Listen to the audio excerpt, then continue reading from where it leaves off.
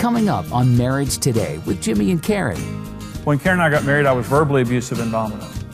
And I didn't know my wife. I didn't know my wife, but I had so hurt her through the things that I had said that she was covered with fig leaves. I mean, literally, she wasn't going to tell me about the sensitive areas of her life because, when I got mad, I would take advantage of it. Well, and I think as a wife, you just want to feel like you're a part of your husband's world. Yeah, absolutely. And maybe, she just wants you just to say, hey, let me just tell you about the day, what's going on. Just give the, general things, and just let her know you're just as much a part of my world as, as anybody.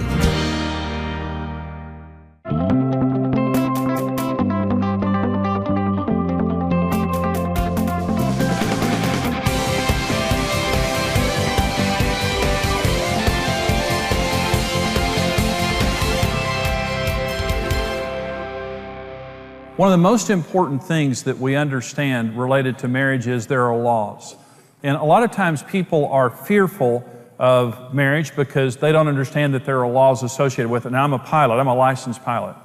I got my pilot's license last year. My family will not fly with me yet. Let me give that disclaimer. But there are laws related to aerodynamics. And so I'm not afraid to fly as long as I'm respecting the laws because there are laws. Planes don't just fall out of the air. Is that, when there's a plane that crashes or something that happens wrong, it just didn't happen, just by chance. It's something violated the laws of aerodynamics for that to happen. I say, when you don't understand the laws of marriage, it's a really scary thing. And it was for Karen and me. We got married at 19 years old. We didn't have any pre-marriage preparation before we got married, and so we didn't know. And honestly, I just thought you're either lucky enough to marry the right person or you're unlucky and you marry the wrong person. And honestly, I loved Karen. I was very attracted to her. I thought I married the wrong person after a few years of marriage and she did too, because it just wasn't working. We didn't know. No one ever told us. We were violating every law of marriage. And so some of you watching right now, you love each other and God put you together, but you may be frustrated, you may be discouraged, you may be fearful because you've failed before in marriages or you feel like you're failing now and you don't know what to do. I just want to give you the good news. When God creates anything, He creates it for success. And when God creates anything, He creates it upon the laws of His kingdom and the laws of His Word. So when God created marriage, He said some very important words. And this is Genesis 2:24 and 25. You probably heard this before. It says, "Therefore a man shall leave his father and mother and shall cleave to his wife, and they shall be one flesh, and they were both naked, the man and his wife, and they were not ashamed." Now, I'd heard that scripture read, and I'd heard it at marriages and at weddings and things like that, but I never knew that those were the 4 foundational laws of marriage, and that everything, God created marriage, and He spoke those words, and when He spoke those words, He created a foundation for marriage that would ensure that every marriage could succeed. Now, listen to what I'm about to say. You have a 100% chance of success in marriage. You were made for marriage. God made you in your mother's womb, and you were made for marriage. And some people just think, I don't know that I can succeed in marriage. I'm fearful of marriage. I have a 50-50 chance. You don't have a 50-50 chance. You have a 100% chance if you do it God's way. Let me tell you the other good news. It's not complicated. If it was complicated, I couldn't do it. God doesn't use me to do this because I'm special. God uses me to do this because if I can do it, anybody can do it. It's simple. There are 4 foundational laws of marriage, and once we understand these laws and just apply these laws, it changes everything. And it did for Karen and me. We were on the brink of divorce. We didn't know anything about marriage. But once we began to practice the 4 foundational laws of marriage, first of all, it tells you what to do. Secondly, when you start having problems, it tells you we're having problems because we're violating one of these laws of marriage. So God created marriage to share everything. He says they too shall become one flesh. For this cause a man shall reprioritize his life. And his parents, now they're not going to be first any longer. And he's going to work hard to pursue his spouse. And by the way, that's addressed to men there, working hard to pursue your wife. And they too shall become one flesh. And what this means is we share everything in this marriage. And this is going to sound like kind of a simplistic statement. Marriage is about sharing. It doesn't matter if you have kids in common. It doesn't matter if you share the same house. It doesn't matter if you share a checkbook. Do you share life? Marriage is about sharing. And when the Bible uses the term for intimacy in marriage, it says one. Now here's what this means. Everything before you got married that you owned and administrated individually, now you do it together with no exceptions. It's our money, it's our time, it's our children, even from a blended family. And let me say this, one of the most important things in blended families is giving your spouse ownership of the children. And I'll say something else about that in just a minute. They may not be the biological parent, but they have to have full ownership. Anything that I will not give to you going into the relationship will create problems in our marriage. In fact, it creates jealousy. But here's the way that people violate the law of possession. One is dominance. Some people, and it's very common, in most marriages, there's a dominant partner, in most marriages. But dominance destroys the passion and intimacy of marriage. Men and women are totally equals in every way. Karen and I never discuss who the boss in our marriage is because Jesus Christ is the boss of our marriage. And we were totally equals. But when we first got married, I was dominant. You can be dominant through the force of your personality. You can be dominant through intimidation. In other words, you're going to pay a price if you cross me. You're going to pay a price if you speak your mind. You can be dominant through manipulation. But dominance is as common for men as it is women, and women as it is men. It's not a male issue or a female issue. It's a gender-neutral issue. But dominance simply means I'm not going to share it. It's mine. Basically, it's mine. And I'm going to control it. It's my kids, my money, my house, my schedule, whatever it is. And so, but it's always destructive. They've done studies on dominance, and it's always proven where you have dominance present in a relationship, and to the degree that you have dominance present, it lowers the satisfaction of the marriage because there's one spouse being dominated. They're not an equal. They're not sharing. They're being controlled, basically.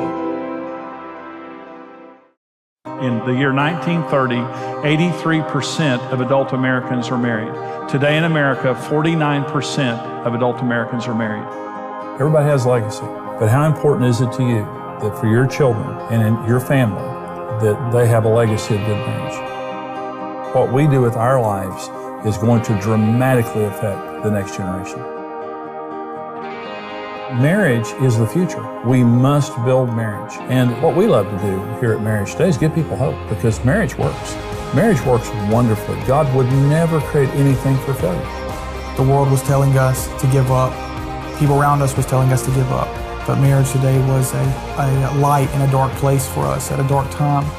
Hearing Jimmy and Karen Evans just talking about how God could restore any marriage, it started to bring hope back into me. They changed our life, and they changed our future. We love helping people in marriage, but we have to have support to do that. In everything that we do, we know that we're touching millions of lives every year and millions of families. Would you stand with us as we build marriages in America and around the world? The families that we help and the children that we keep together with their parents are because of you. Please consider giving your most generous gift to help us here at Marriage Today lift the standard around the world for marriage and family.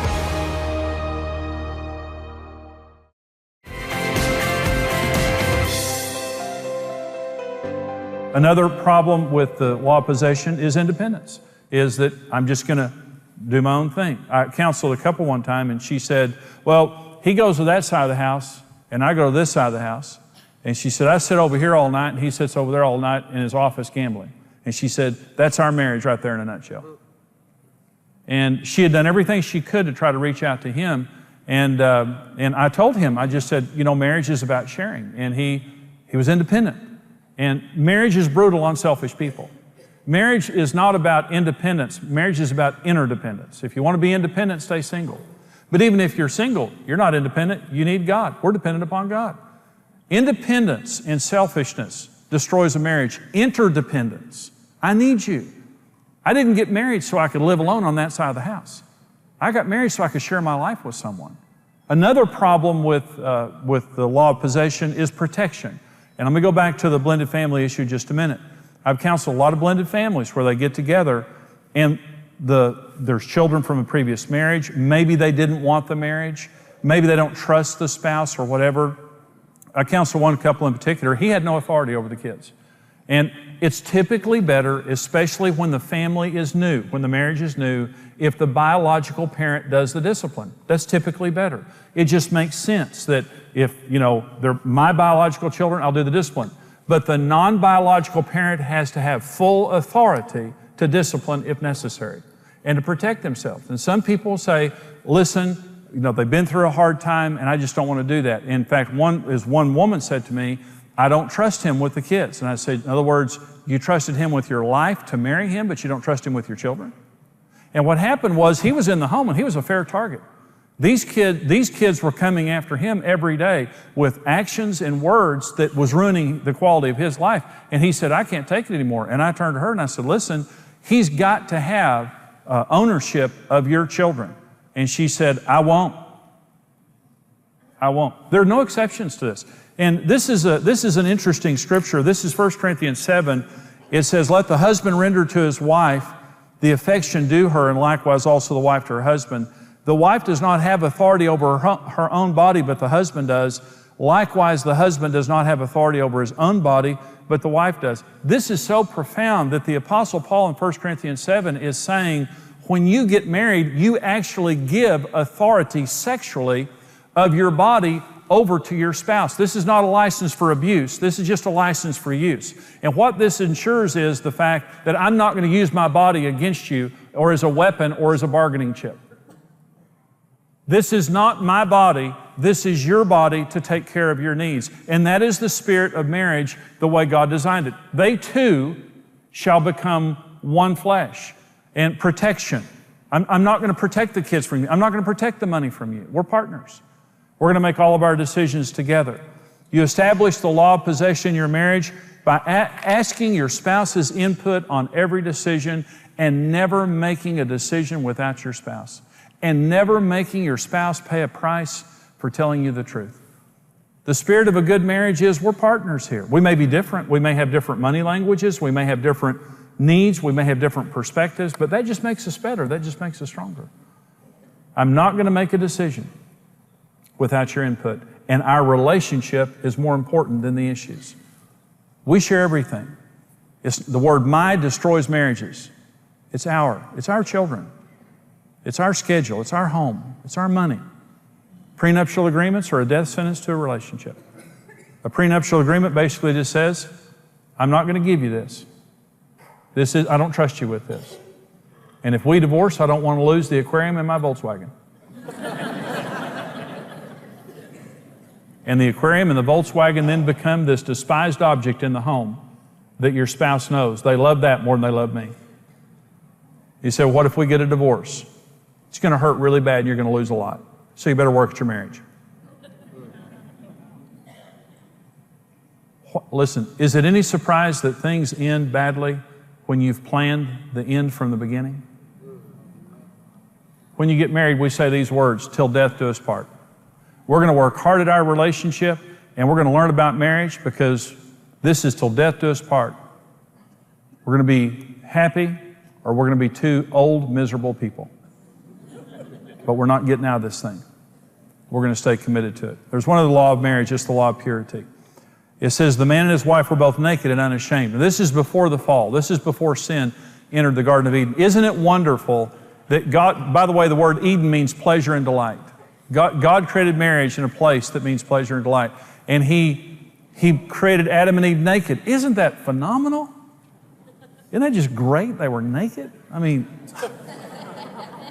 you think about how God created marriage, it was great. And so they were naked until the fall. And you remember after the fall, the first thing that happened is they put on fig leaves. And they began to hide from each other. Now listen, they put the fig leaves on their genitals, which are the areas where you're different and you're most sensitive. Those are the most sensitive areas of your body. Well, what's the point? When you're living your marriage in purity, you can expose your differences and you can talk about all the sensitive areas of your marriage without a problem. But when you have sin in your marriage and you're sinning against each other, you cannot trust each other and you have to hide your differences and your sensitivities. When Karen and I got married, I was verbally abusive and dominant. And I didn't know my wife. I didn't know my wife, but I had so hurt her through the things that I had said that she was covered with fig leaves. I mean, literally, she wasn't going to tell me about the sensitive areas of her life because, when I got mad, I would take advantage of it. And I was just insensitive. When I repented in living in purity, the law of purity just simply means this: I have to be careful about what I do because everything I do affects you. And when I make a mistake, I have to take responsibility for it. Those are two things I didn't do. I wasn't careful, and I'd never said I was sorry. And I didn't know my wife. We didn't have intimacy. We had sex. She was good about meeting my sexual needs, but we didn't have any intimacy in sex because we didn't know each other. We didn't talk on any deep level. I went to Karen and I asked her for her forgiveness when I hung my golf clubs up and when the Lord began to change my heart. I asked for her forgiveness, and she forgave me. And she said, Jimmy, you really wounded me with your mouth. And I said, I understand that, Karen. I said, I'm sorry, and I ask you to forgive me. And so the fig leaf started coming off her. And she began, it didn't happen overnight, but after several weeks and several months, I noticed that she began to tell me things I didn't know. And one day she was talking to me, and she told me something, and I said, well, how long has that been going on? She said, well, years. And I said, well, why didn't you tell me that before? And she said, I couldn't trust you. But today, the sister's naked. And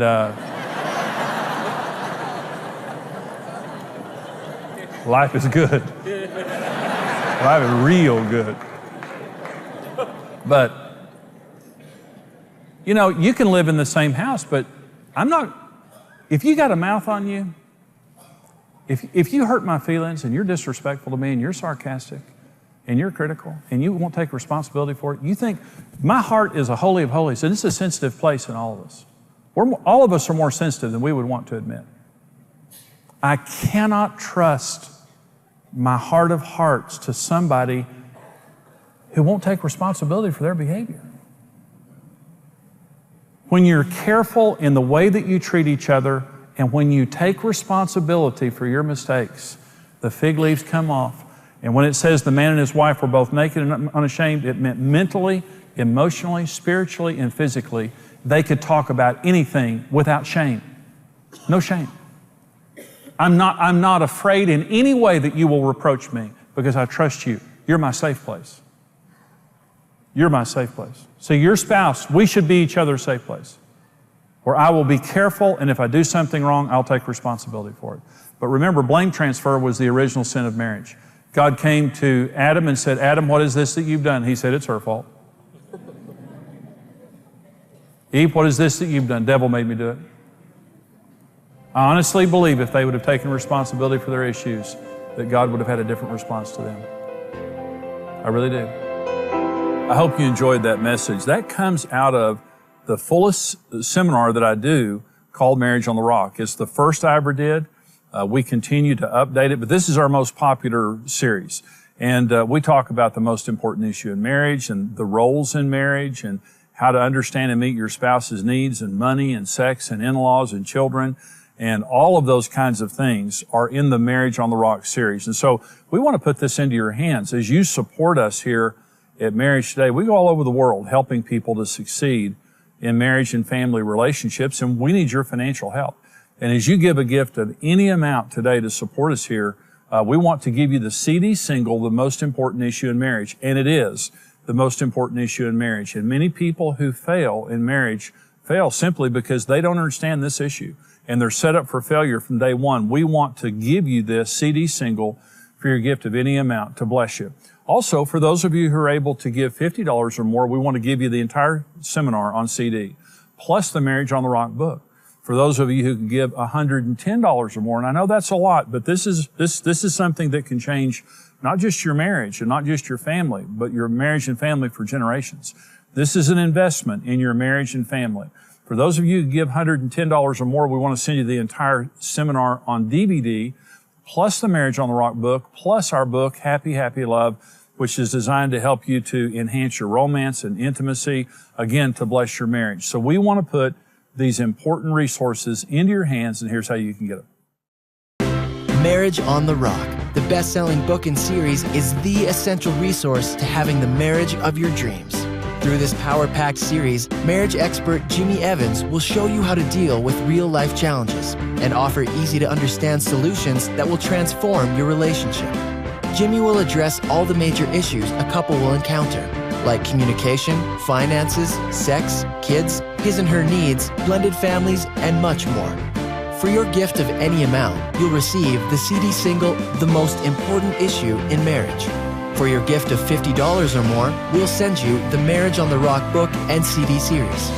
For your gift of $110 or more, you'll receive the book and DVD series, plus the Passion Reigniting Happy Happy Love book. Discover God's design for your dream marriage. Whether you've been married for years or just preparing for the journey, experience Marriage on the Rock today.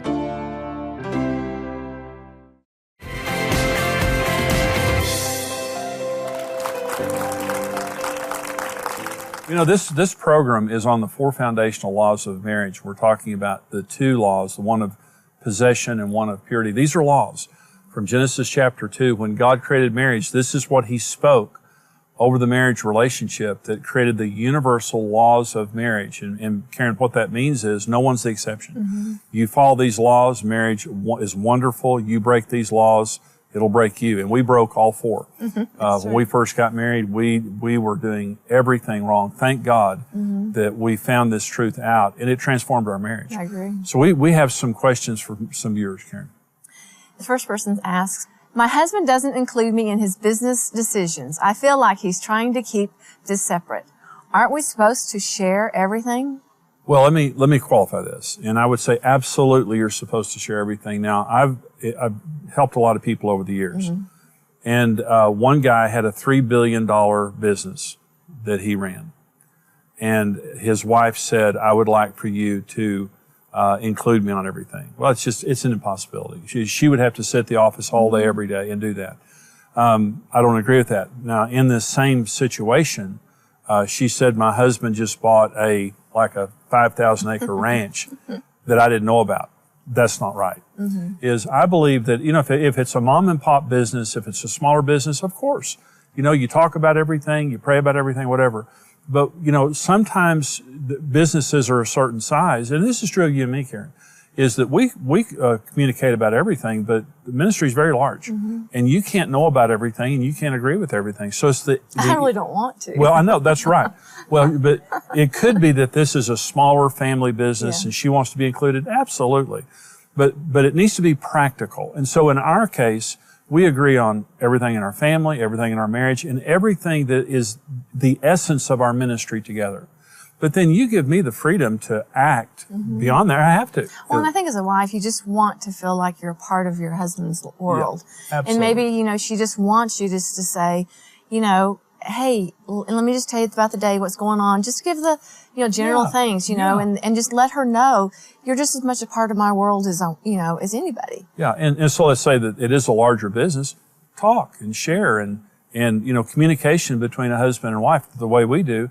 It makes you feel included in my world, even if you're not there making the decisions. But I'm certainly not making decisions that violate you. Yeah, you know what I'm saying? Exactly. And so I think we have another question here. Okay. Do you agree that affairs of the heart are equal to sexual affairs? What is the next step for me after my husband's confession of emotional infidelity? Well, yes, absolutely. Jesus said that if you have intent in your heart, it's the same. So it's devastating. And that's what I would say. And you can recover from an affair. But one of the things that's necessary is honesty. And you're saying, my husband, I found out about his emotional affair with somebody else. Your husband's spirit is what's important. People sin, and that's fine. But if he's broken, if he's honest, if he's willing to do anything, if he's taking all the responsibility, that can be healed. And it's great. If he's defensive, if he's dishonest, if he's blaming you, that's not a good sign. And so I would say, yes, it's very serious. It's devastating to the spirit of the relationship, but you can heal from that as long as he's willing to get help. And I would say, in that regard, go get help. Probably in your state right now, where you just found this out, and probably you need someone to help you walk through this. But in our ministry here, this is a common thing that we help people with. You can heal from this. You really can. And it's, just the tone I'm picking up in this, it kind of sounds like there's hope, because there's revelation now of what's been going on before it became a physical affair. But and forgiveness is everything. I mean, absolutely. Whether he changes or not, she needs to forgive. Because without that forgiveness, she's still tied to that situation. Yeah. And once, she may be needing counseling by herself, just to have someone to talk to and just to be able to vent and just come through a situation of being able to forgive, and letting it go. And then build on the marriage or build the trust back from that. Exactly right, Karen. And one of the things that hurts the most is just knowing that there's been a dishonesty and a disconnection there. So the reconnection and the full honesty in that situation is critical to the resolve. We love coming to you, and we also love going around the world and helping people in their marriage and family relationships. Marriage is under attack in our society, but we know that marriage can work, and we know that it can work for anybody. And what I love to say to people in our conferences and on television is you have a 100% chance of success in marriage. When you do it God's way, you don't have a 50% chance. Your marriage isn't going to fail. God did not make marriage to fail. He made marriage to bless us and for us to thrive in a marriage relationship, but we have to know how. And so here at Marriage Today, we have our television program, we have events, conferences, we have over 100 resources that we have created to help people in their marriage and family relationships, and also in pre-marriage, and helping them in many different aspects of their relationship. We love helping people in marriage, but we have to have support to do that. And we thank all of you who are faithful supporters of us here at Marriage Today. We can only do what we're doing because of you. But if you haven't supported us, or even if you have, I'm asking you to consider giving your most generous gift to help us here, to help us go around the world, to keep little children together with their parents, and help people thrive in a biblically based marriage. The information is there on your screen. Thank you so much for standing with us. Thank you so much for joining us today. We hope that this has been a blessing to you. We'll see you next time right here at Marriage Today. God bless you. Goodbye. Thank you for watching Marriage Today with Jimmy and Karen. Subscribe to Marriage Today's YouTube channel for more marriage-building videos and updates.